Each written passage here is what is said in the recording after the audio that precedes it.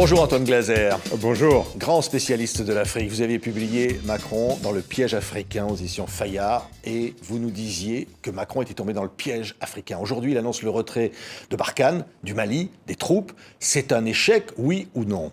Oui, c'est un échec. Même les militaires off, ils vous disent que c'est vrai.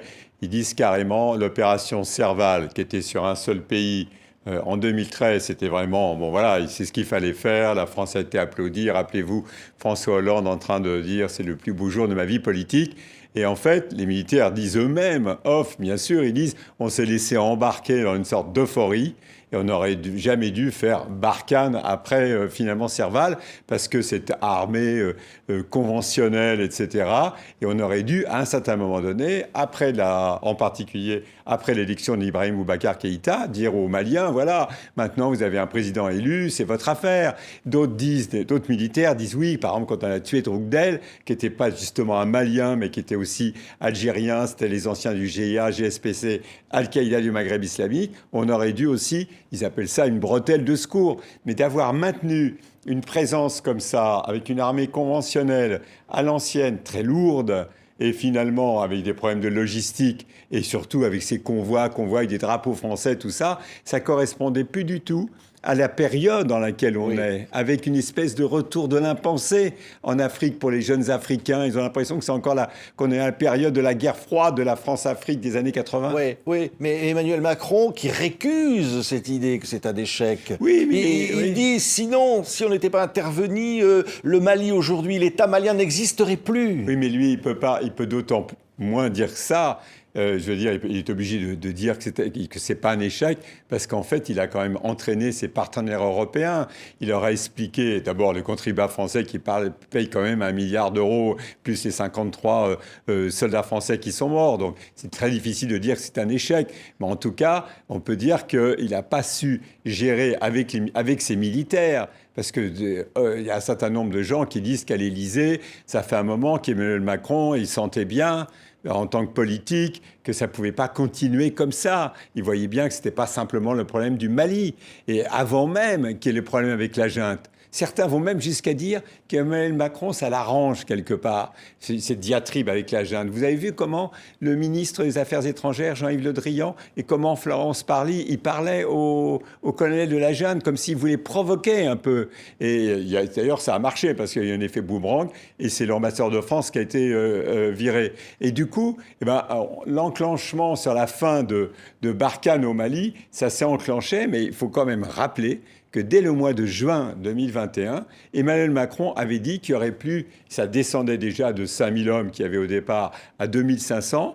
Les bases du Nord étaient constamment Tombouctou, tout ça, Thessalie, tout ça. Il y avait déjà un repli. C'est pour ça que le Premier ministre Choguel Maïga avait dit à l'Assemblée nationale, à l'Assemblée des Nations Unies, avait dit la France nous abandonne. Donc c'était quand même avant même les diatribes verbales avec la junte, il y avait déjà une stratégie de l'Élysée de repli, sauf que vous ne faites pas ça du jour au lendemain. La preuve, regardez comment ils sont coincés maintenant. Oui, mais alors, il dit, lui, qu'on maintient une force française, une force européenne au Niger, dans le golfe de Guinée, et qu'on va combattre le terrorisme d'une autre manière, peut-être, dit-il, plus efficace. En fait, ça va changer complètement. Ça veut dire, on va passer d'une sorte d'armada, je veux dire, à l'ancienne, une armée conventionnelle à l'ancienne, avec des blindés et autres. On va passer avec une guerre qui sera une guerre de l'ombre, une guerre invisible, une guerre avec des drones armés, comme font les Américains. Il n'y a même pas d'hélicos ni rien. Les Américains, il n'y a que des drones armés. Et puis aussi des forces spéciales. Personne ne parle trop de l'opération SAP, par exemple, au Burkina Faso, dans la banlieue de Ouagadougou. Ça veut dire on ne les voit pas. Et donc, c'était ça. À un moment donné, Emmanuel Macron, il voulait passer du côté un peu franco-africain avec Barkhane au côté Takuba des forces spéciales européennes. Sauf que, très franchement, comme de toute façon, chaque force spéciale, chaque pays européen avait des négociations en accord bilatéral avec le gouvernement malien. Ça s'est vu quand ils ont viré les Danois, parce qu'ils ont dit les Danois, on n'a jamais donné d'accord pour que les Danois viennent dans ces forces spéciales européennes. Donc ce passage d'une force vraiment bleu-blanc-rouge à une force européenne, ça n'a pas vraiment fonctionné. En plus, il faut dire ce qu'il y a. Quand vous avez des Estoniens, pourquoi des Estoniens Estoniens ils vont dans le Sahel?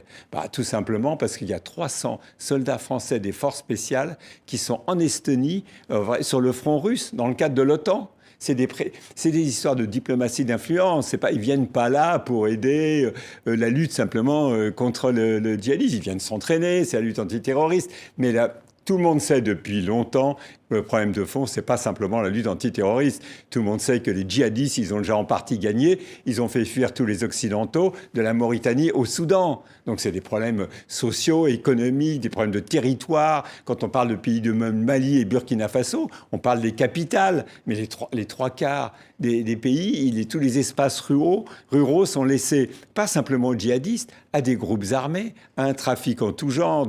On parle de drogue, de trafic humain, mais surtout, c'est l'informel. C'est-à-dire que ce sont des espaces qui sont abandonnés. Il n'y a plus du tout d'occidentaux dans toutes ces régions. Du coup, Barkhane s'est trouvé un peu hors sol par rapport aux réalités du terrain. Dans le temps, je veux dire, évidemment, moi, c'est bon, comme on dit en Afrique, je suis un ancien.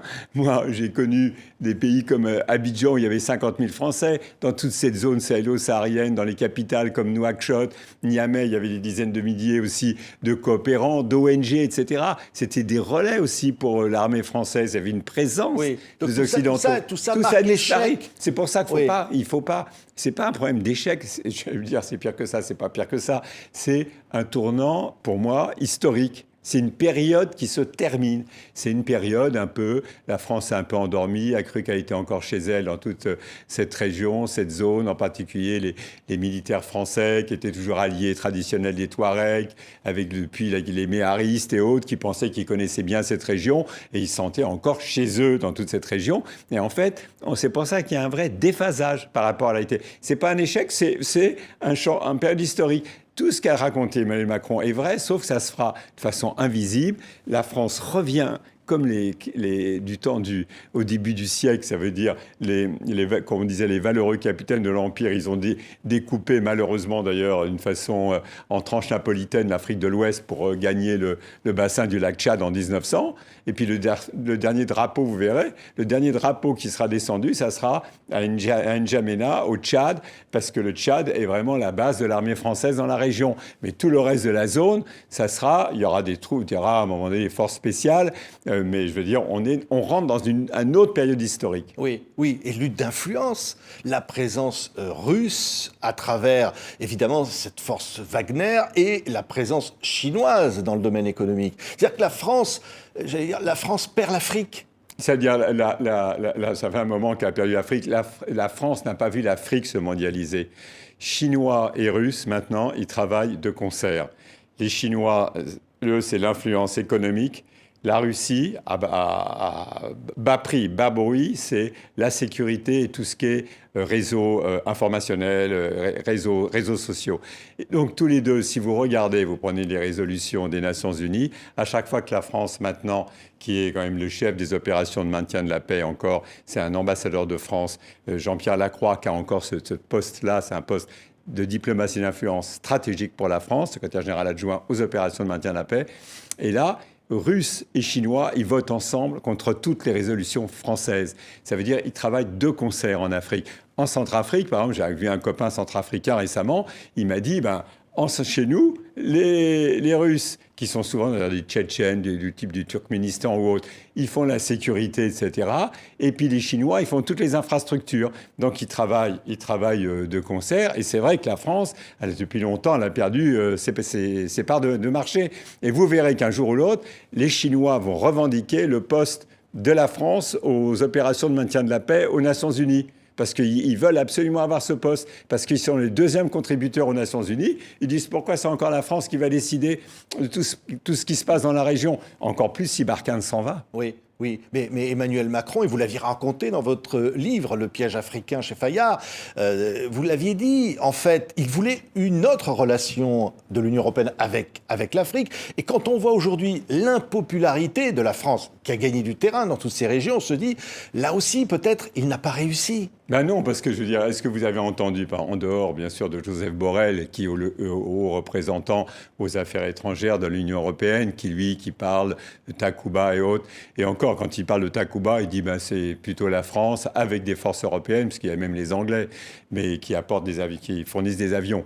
Mais en la réalité, est-ce que vous entendez, vous, des Italiens, des Espagnols, même les Allemands, s'exprimer sur ce qui se passe dans le Sahel? C'est toujours la France qui reste nation cadre, comme le dit Emmanuel Macron, mais lui, il a vu à un certain moment donné, je pense qu'il voulait vraiment passer le relais. Mais lui, il voulait passer l'ardoise magique sur toute la période post-coloniale de la France-Afrique. Mais c'est vrai qu'on est dans une sorte d'anachronisme historique. Et lui, il voulait qu'on n'en parle pas, on regarde devant et tout. Sauf quand vous avez une armée française avec conventionnel comme Barkhane, qui est, je veux dire, c'est pas possible de dire qu'on est passé une autre période, parce que quand vous êtes un jeune Africain, même si vous êtes instrumentalisé par des réseaux sociaux, par des instrumentalisations soit russes, soit turques, ce qui est une réalité au niveau informationnel, mais bon, au bout d'un moment, vous vous dites, mais on est dans quelle période historique? Ils ont l'impression de voir les convois de l'armée française comme vous voyez leurs parents dans les années 80 dans la France-Afrique de l'époque. Oui, mais alors tout ce discours d'Emmanuel Macron avec les diasporas, notamment, vous l'aviez dit, dans le continent, ici, et finalement gérer l'Afrique depuis la France, d'une certaine façon, avec les Africains ou les originaires d'Afrique ici. Mais c'est aussi un leurre. Tant qu'il y aura autant d'inégalités en France, ça ne sert à rien. Vous n'allez pas convaincre les gens. Si vous travaillez qu'avec les premiers de cordée et pas avec les derniers de corvée, je veux dire, c'est pas les premiers de cordée, même si ils ont fait l'ENA avec vous. Le problème de fond, c'est que c'est un leurre aussi, parce que, je veux dire, on sait bien qu'un certain nombre d'exilés africains ou des Français d'origine africaine ici, ce sont souvent les pro-Gbagbo en Côte d'Ivoire qui reprochent à la France finalement d'avoir installé Alassane Ouattara. Ce sont les anti-Biya du Cameroun, c'est les pro-Lissouba du temps de l'ancien président du Congo qui sont anti-Sassou. Ça veut dire parfois c'est eux-mêmes qui animent des réseaux sociaux en disant à la France, vous continuez à soutenir nos autocrates pour votre diplomatie d'influence. Et Emmanuel Macron dit non, mais moi je veux plus l'Afrique francophone, je déteste tous ces autocrates. Sauf que quand vous avez le président du Gabon, Ali Bongo, eh ben, le Gabon occupe en fait, est observateur au secrétaire général aux Nations Unies, au Conseil de sécurité des Nations Unies. Ça tourne, ça veut dire qu'il y a les 5 grands pays, et puis il y a des observateurs, mais qui votent. La France a besoin du Gabon pour sa diplomatie d'influence. Du coup, Emmanuel Macron, il reçoit Ali Bongo à l'Élysée. Les opposants disent, mais comment il reçoit nos autocrates? Quand vous êtes Emmanuel Macron, vous ne pouvez pas jouer sur tous les tableaux. Pour votre diplomatie d'influence, vous avez besoin des autocrates et des pays africains tels qu'ils sont. La preuve, quand il y a Idriss Déby qui meurt au Tchad, Emmanuel Macron, l'armée française le pousse à aller quasiment adouber une dynastie au Tchad. Après, vous traitez la junte malienne d'illégitime. Les Africains ne comprennent plus. Ils disent, mais attends, qui est légitime? Qui est légitime? C'est à géométrie variable, c'est quand ça vous arrange. Oui. Vous voyez que c'est pas facile. Hein. Oui. Et alors, la déstabilisation, évidemment, et la guerre que la France a menée en Libye, qui a finalement armé les groupes djihadistes, parce qu'aujourd'hui, le président Macron dit bien que Al-Qaïda, AQMI et Daesh se renforcent dans cette zone qui, dit-il, constitue leur priorité. Mais il n'aurait jamais eu les moyens si la France n'était pas intervenue en Libye. Absolument. La France a implosé la Libye. D'ailleurs, c'est quand même c'est étonnant de voir que Barack Obama était quand même, il reconnaît dans son livre, il dit que c'était sa principale erreur de politique étrangère, c'est la Libye. Et à l'époque, il avait un vice-président qui s'appelait Joe Biden. Et Joe Biden, il avait dit, il était contre cette intervention de s'invincible Armada en Libye. Il avait dit, si on ne voit pas 10 ans après, il ne faut pas les imploser comme ça, la Libye. Et les Russes, Vladimir Poutine, depuis cette époque-là, lui, il avait, je crois que c'était Medvedev qui avait dit, finalement, eux, ils n'avaient pas opposé un veto à l'intervention française, parce que normalement, la résolution, c'était de protéger les populations de Benghazi. Ce n'était pas de tuer Kadhafi à l'époque. Et donc, vous voyez que c'est eux. Maintenant, Poutine, il dit, puisque c'est comme ça, ils font systématiquement, ils opposent des vétos à toutes les résolutions, en particulier françaises, sur les interventions en Afrique. Oui, mais plus globalement, l'Afrique reste un enjeu essentiel de la diplomatie française pour la francophonie. au-delà, ça va avoir des conséquences, tout ce qui est en train de se passer en ce moment? Bien sûr, parce que quand vous êtes à l'Élysée, n'importe quel chef d'État, que ce soit n'importe quel chef d'État qui arrive à l'Élysée, sa diplomatie d'influence, il la doit parce que la France est une puissance nucléaire et aussi parce qu'elle est, entre guillemets, une puissance africaine, dans le sens que tant qu'elle garde ce poste au niveau des opérations de maintien de la paix et qu'elle a une armée sur place, c'est vrai que jusqu'à présent, ses partenaires, en particulier européens, ils demandaient toujours alors qu'est-ce qu'il faut faire là dans votre tel et tel pays, surtout quand c'était dans les anciennes colonies d'Afrique de l'Ouest, d'Afrique centrale. Mais je veux dire, ça ne change pas comme ça du jour au lendemain. Et sans cette diplomatie d'influence, c'est vrai que maintenant, les Russes et les Chinois, eux, ce qu'ils veulent, c'est les voix aussi. C'est pas simplement les matières premières, c'est les voix des Africains aux Nations Unies. Quand vous avez un pays comme le Gabon, il y a 1,4 million d'habitants, mais ça pèse autant que le Nigeria, qui va bientôt, il va y avoir plus de Nigérians sur Terre que d'Américains quand ils seront à 400 millions. Donc, oui. Vous voyez, vous êtes dans des rapports de force, des rapports internationaux, des rapports de pouvoir, de diplomatie d'influence, au-delà même des intérêts stratégiques miniers ou autres. Oui, alors quand une guerre est perdue, si on peut parler ainsi, de manière symbolique, il y a des perdants, il y a des gagnants. Qui sont les gagnants? Ceux qui souhaitaient le départ de la France et qui vont en profiter. Oui, on peut voir ça, bien sûr, en disant que c'est un échec, et surtout pour les familles des militaires, dont les officiers ou les soldats sont morts, et aussi pour une certaine diplomatie d'influence. Mais on peut voir ça aussi comme une période historique. Franchement, si vous discutez un peu avec des militaires off, ils vous disent c'est vrai que Barkhane, c'était pas une bonne idée d'avoir continué Barkhane aussi longtemps en l'état, on était seuls. Et encore une fois, nos partenaires européens, ils combattent pas comme nous, en particulier quand il s'agit de l'Allemagne, ils n'ont pas le droit. D'abord, eux, ils demandent, il y a des débats à l'Assemblée chez eux. Et puis, deuxièmement, ils sont dans la mission des Nations Unies ou ils sont dans la formation au Mali. Et je veux dire, la France n'a pas entraîné vraiment ses partenaires européens. Vous entendez les Européens qui s'expriment sur le Mali? C'est toujours la France qui est la fameuse nation cadre, qui est toujours en première ligne. Et là, la France met ses partenaires devant le fait accompli, au pied du mur. Aussi, on le voit d'ailleurs, les Allemands disent aujourd'hui, voilà. On ne sait pas comment, on réfléchit à ce qu'on va faire. Absolument, mais la seule chose, voilà, exactement, sauf que les Allemands, par exemple, c'est intéressant ce que vous dites, parce que les Allemands, c'est la première fois qu'on voit, avant, ils faisaient confiance à la France. Ils n'allaient même pas sur le terrain. Là, le secrétaire d'État du nouveau gouvernement allemand, qui s'occupe elle s'occupe de la défense et de la culture également, elle est allée à Bamako pour rencontrer les soldats qui forment les troupes maliennes. Et ils sont aussi très, très nombreux dans la mission des Nations Unies, de MINUSMA au Mali. Et donc, eux, ils vont maintenant, j'ai l'impression qu'il va y avoir un changement, ça veut dire les autres pays européens, les Italiens et les Espagnols déjà, ils jouent leur propre jeu. Les Allemands qui faisaient ça un peu avec les Français, ils commencent à jouer leur propre jeu. Et quand vous avez les Italiens en ce moment, ils sont en train de faire des négociations entre des Touaregs et le gouvernement de la junte à Rome, et un peu dans le dos de la France quand même. Donc vous voyez qu'on est quand même dans des jeux qui sont plus du tout des jeux européens. Ils sont d'accord peut-être sur l'Ukraine, mais en tout cas en Afrique, c'est chacun pour soi. Oui. Alors on est à moins de 2 mois de l'élection présidentielle. Pourquoi Emmanuel Macron fait ça à moins de 2 mois d'une élection présidentielle? À mon avis, il a été, je pense qu'il voulait le faire avant. Il a été poussé un peu à la faute. Ça veut dire que finalement, il aurait voulu attendre un petit peu. Et finalement, c'est quand même la junte malienne qui a tiré la première en expulsant l'ambassadeur de France, ce qui était inacceptable. Et on voit bien que c'est comme ça que ça a commencé à s'enclencher, plus l'arrivée des Russes de Wagner. Donc on voyait que c'était très difficile de rester en l'état, y compris d'attendre encore plus longtemps. Oui, mais peut-être changer le discours. On a vu Le Drian porter, comme vous le disiez d'ailleurs, des jugements sur cette junte. Et tout ça est aujourd'hui mal reçu, ces interventions. C'est bien sûr. C'est-à-dire que quand vous traitez des gouvernements d'illégitimes, encore une fois, c'est 2 poids, 2 mesures.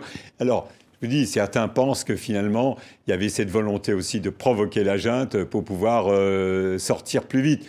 Mais très franchement, de faire ça à quelques jours même d'une élection présidentielle en France, on ne peut pas dire que ça soit très organisé. Et puis, comme d'habitude, quand vous avez le grand chef de l'Élysée qui invite les Européens et tout, et à sa table, vous avez une conférence de presse, vous voyez bien qu'il y a un seul chef et un seul leader, et que la France reste nation cadre. On a l'impression que les autres font de la figuration. Voilà, et c'est une réalité. Pourquoi ?